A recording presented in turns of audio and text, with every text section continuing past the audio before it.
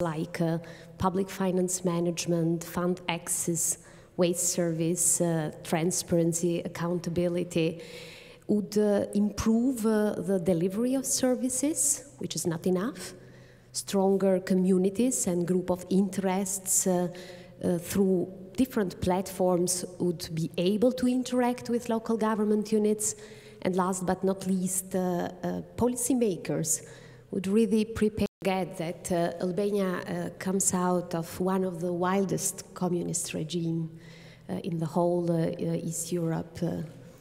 In addition, we had a long transition, which basically was situated in a quite unrest region like Balkan.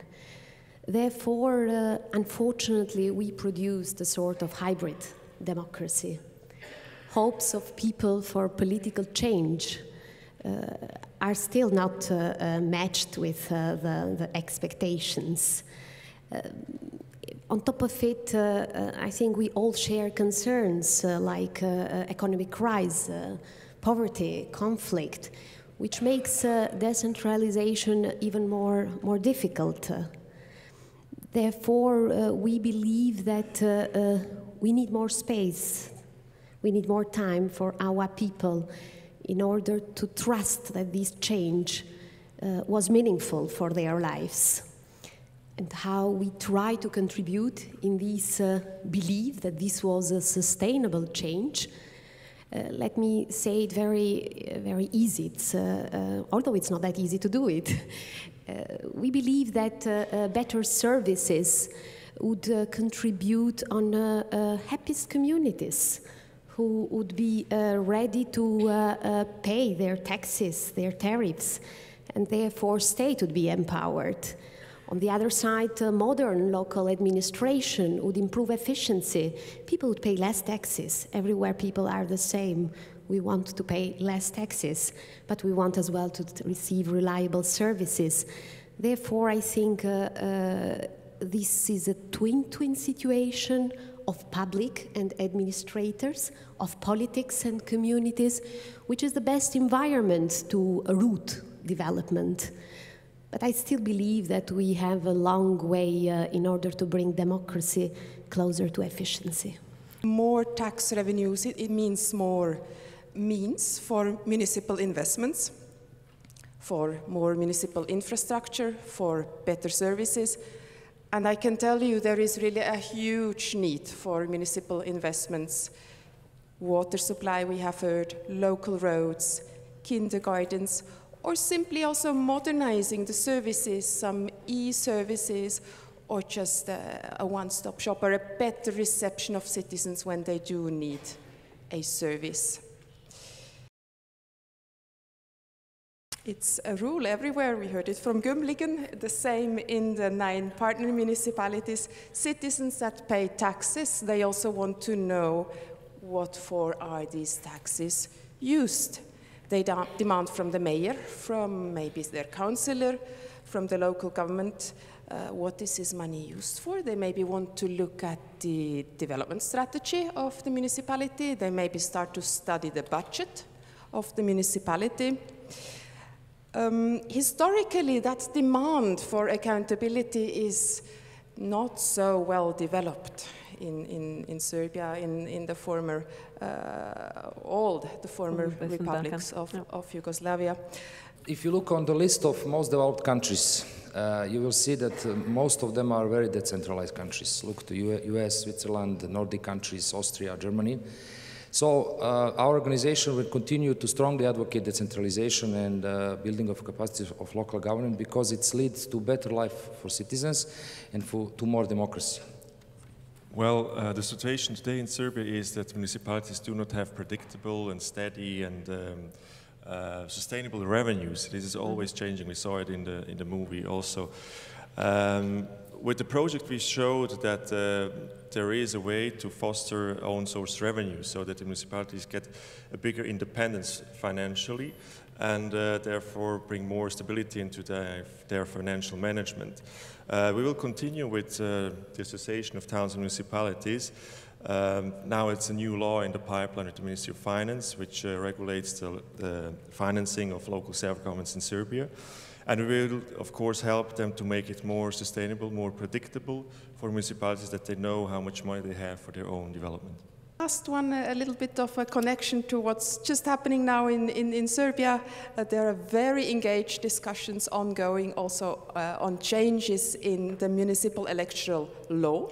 People are discussing, should they be able to elect their mayor themselves, or should it still be the municipal council? There are also discussions, should the party lists stay closed or should they be opened so citizens can actually read the names of the candidates? And we believe that these discussions now take place, and whatever will be decided, it's also a very important step forward in development and democracy in Serbia. The citizens, they do have a right to have a safe and good quality water supply, but they also have, after the project or when they get the good service, they have an obligation to pay for that service. This is not cost-covering tariffs and not sustainable water utility companies is not only the problem of Prijedor. It's all over Bosnia and Herzegovina, but also I think this is the problem of all transition countries. And the reason is maybe I need to give a little explanation about it, is because first of all there is no political will. If you change and if you increase the water tariff, of course you lose votes. There is also there is an old habit from the communist times when water was a social category and there was subsidized, and then there is then, of course, the reason when the water supply service is not good, why to pay for that? You know, when we talk about governance and governance projects that we are implementing in the country, of course, we can come from the theories, we can come from the concepts, but then at a certain moment, we have to step to practice. And I think the example showed that for instance, municipal infrastructure in the water supply systems is an excellent entry point, an excellent vehicle to practice, finally, good governance, good municipal management. It needs then, of course, investment into infrastructure and so on, but it needs then also a lot of investment into capacity building for the utility managers. And only this way, the people, the citizens, get aware what they also get when they pay the bill. I do believe that there is tangible progress that we can see in the region, but the truth is that there is still a lot of work to be done by the international communities and the local and central government themselves to improve the creditworthiness of the local governments, to improve their revenues, to make them more better in planning their budgets, defining the priorities for the local communities. So I think that yeah, there is a long way to go still. But indeed, we can actually see the municipalities that have worked with donors like SECO, they have better capacity and hence better access to financial resources to fulfill their investment needs for local infrastructure. The secret, I think, of every mayor is to balance the immediate or short-term needs and pressure of your citizens with long-term goals and the vision that you have for development of municipality. In particular, if you're talking in a country like Kosovo, which has about 7 years of being independent country and 16 years since the end of the war, with a lot of problems that you juggle on a daily basis. My secret, in brackets, how to say, is the fact that you keep open and transparent about every issue.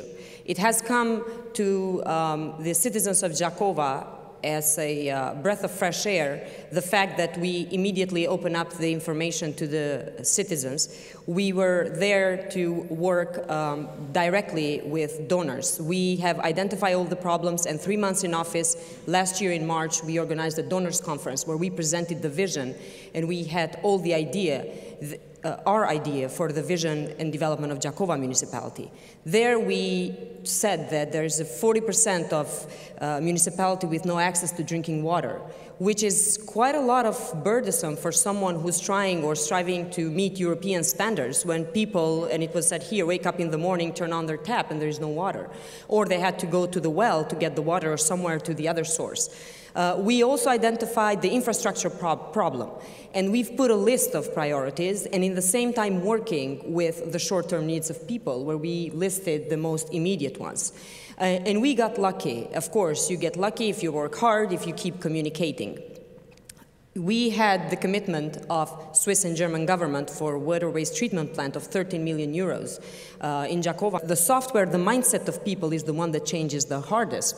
And the fact is that you realize when you become a mayor and when you're trying to become, of course, you are transparent, you're being very communicative to people, then people come to you, your supporters, to ask for favors. So basically in the mindset of people in the Balkans generally is the fact that, okay, so there's a new mayor and it has another group of interests around her that will benefit.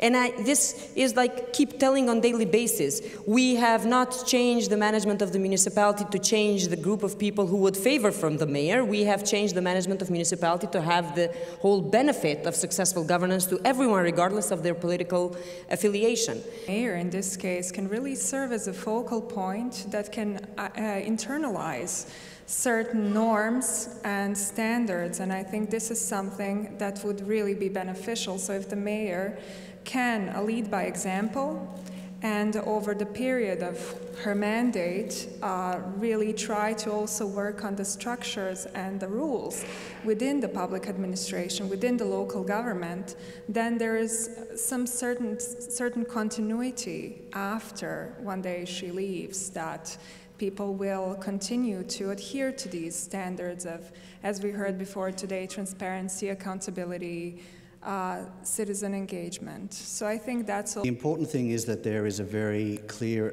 open and regular dialogue between central government and local government. And I think Mimosa has made that clear in what she's saying. Basically, people need to know what the responsibilities are, what the services cost, how to deliver them, and how much money they need to deliver them, and also when the money needs to come. I think one of the illustrations from our PEFA, our kind of X-ray of the insides of public finance, is that a lot of local governments suffer because they're never sure of how much money they're going to get from central government. They try to plan their budgets, but they can never be sure. And even if they know the amounts, it's sometimes tied to very specific things, like it's tied to a specific project, or they have to use it in a certain way. If it's going to education or to health, it can only be used for certain things, but it might not match with local priorities. And I think the flexibility of central government to adjust to local needs can make a really big difference. And I think that's where local government, having a voice in planning of the budgets at the beginning of the year, and also being accountable for the money that they spend, is quite an important aspect. Is that we have a strategy, we follow that strategy, and that, you know, linking a little bit on the role of the mayor, it mostly goes beyond, or it extends beyond, you know, the tenure of a mayor or the tenure of a central government. So this gives us also this credibility, I think, in the frame of our cooperation, in the frame of the countries which we work with. So if we can extend that good cooperation with mayors and also central government beyond a strategy period, that's even better. It shows we have similar engagement. So that's. As you said, ideally, citizens should be able to make demands towards local government. They should be able to communicate their needs and also call government to account for their action and non-action. Certainly, they need certain access points for this, some sort of participatory mechanisms.